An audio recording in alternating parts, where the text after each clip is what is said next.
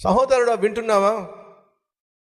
వివాహము నీకెంత అవసరమో వివాహం అమ్మాయికి అంతే అవసరం. ఎంతమంది అబ్బాయిలు వచ్చి నా దగ్గరికి వచ్చి, అన్నా ప్రార్థన చేయండి అన్నా, పెళ్లి కావట్లేదన్నా. వివాహము అనేది నీకెంత అవసరమో వివాహం అనేది అమ్మాయికి అంతే అవసరం.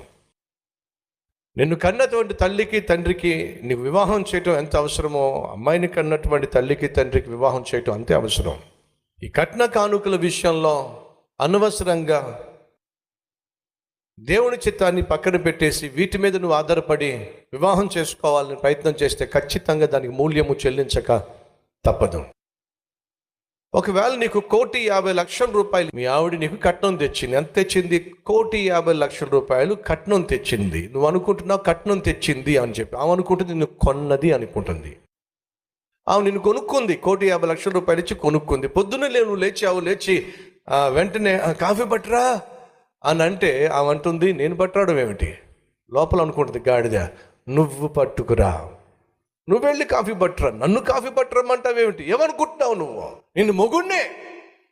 లోపల అనుకో పిచ్చోడా, 1.5 crores. కొన్నాడు గొప్పడా, అమ్మబడినవాడు గొప్పడా? చెప్పండి, గట్టి చెప్పాలి. వాళ్ళు కొన్నారంటే మీరు చచ్చారనమాటే. దయచేసి అర్థం చేసుకోండి. కుటుంబ వ్యవస్థ కొనుగోలు మీద ఆధారపడలేదండి. కుటుంబ వ్యవస్థ దేవుని వాక్యం మీద ఆధారపడి ఉంది. తమ్ముళ్ళు చెల్లెళ్ళు, వివాహ విషయంలో తప్పుడు నిర్ణయాలు తీసుకోకండి, తప్పటడుగులు వేయకండి. దేవుని చిత్తము చేసే అబ్బాయి అమ్మాయి వివాహము నిలబడుతుంది. యెహోవా చిత్తము చేయువాడు, దేవుని చిత్తము చేయువాడు నిరంతరము నిలుచును. నువ్వు దేవుని చిత్తం చేయడానికి ఇష్టపడు, అప్పుడు నిలబడతావు, నిలబెట్టుకుంటావు. అది ఏదైనా కావచ్చు. ఇది వాక్యానుసారం. నీ ప్రవర్తన అంతటి మీద యెహోవాకు అధికారాన్ని ఇవ్వు. ప్రభువా, నా చిత్తం కాదు నీ చిత్తం.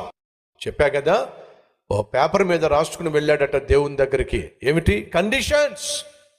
ఇంత ఎత్తుండాలి ప్రభువా, ఈ రంగు ఉండాలి ప్రభువా, ఇంతగా చదివి ఉండాలి ప్రభువా, ఇంత కట్నం తేవాలి ప్రభువా, మా ప్రాంతమై ఉండాలి ప్రభువా, మా కులమై ఉండాలి ప్రభువా అని పేపర్ తీసుకెళ్ళి దేవుని ముందు పెట్టి, ప్రభువా సంతకం పెట్టిన ఆయన, నీ చిత్తమే చేయాలనుకుంటున్నాను ప్రభువా, నువ్వు సంతకం పెడితే చాలు నాయన.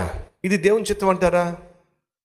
నీ కండిషన్స్ అన్నీ నువ్వు పేపర్ మీద రాసుకుని దేవుని దగ్గరికి వెళ్ళి, ప్రభువా నీ చిత్తమే జరగాలి ప్రభువా, సంతకం పెట్టిన ఆయన, అది దేవుని చిత్తం అవుతుందా? చెప్పండి. ఖచ్చితంగా కాదు. వివాహం చేసుకునే వయసు నాకు వచ్చినప్పుడు, మీకు తెలుసో లేదో, నేను దేవుని ఎదుటికి వెళ్ళి నేను చేసింది ఏంటో తెలుసా? ఒక బ్లాంక్ పేపర్ మీద కింద నా సంతకం పెట్టి, ప్రభువా ఇదిగో బ్లాంక్ పేపర్ ఇస్తున్నారు, కింద సంతకం పెట్టేశాను. ఎవరిని చేసుకోమంటే ఆ వ్యక్తిని నేను చేసుకుంటాను. ఒకవేళ గుడ్డి అమ్మాయినే చేసుకోమంటే గుడ్డి అమ్మాయిని చేసుకుంటాను. ఒకవేళ పోలియో వచ్చి పాపం అవిటి అమ్మాయిని చేసుకోమంటే అవిటి అమ్మాయిని చేసుకుంటాను. చదువు సంధ్యలు లేని అమ్మాయిని చేసుకోమంటే చదువు సంధ్యలు లేని అమ్మాయిని చేసుకుంటాను. నాకు కావలసిందల్లా ఒక్కటే, నీ చిత్తానుసారమైనటువంటి వివాహము జరగాలి ఆశపడుతున్నాను. ఇది నా జీవితంలో నేను తీసుకున్నటువంటి తీర్మానం. దేవుడు నాకు చక్కని భార్యను అనుగ్రహించాడు. 24 సంవత్సరాలుగా ఈ కుటుంబం నిలబడింది అంటే అది దేవుని చిత్తం కాబట్టి.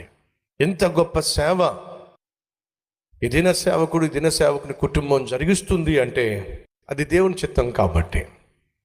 మీకు ఒక విషయం తెలుసా? పెళ్ళైపోయిన తర్వాత నేను నా భార్య కలిసి హనీమూన్కి వెళ్తూ బస్సులో ప్రయాణం చేస్తూ ఆ పక్కన కూర్చున్న భార్యని అడిగాను, ఏం చదువుకున్నావు అని అడిగాను. మీకు తెలుసా విషయం? పెళ్ళి కాకముందు ఆమె ఏం చదువుకుంది కూడా నాకు తెలియదు. సహోదరులు, దేవునికి సంపూర్ణంగా నీ జీవితం పైన అధికారాన్ని ఇచ్చి ఆయన చిత్తమే జరగాలి అని ఆశిస్తే ఖచ్చితంగా దేవుడు నిన్ను అధికంగా దీవిస్తాడు. చక్కని బిడ్డలను దేవుడు అనుగ్రహించాడు.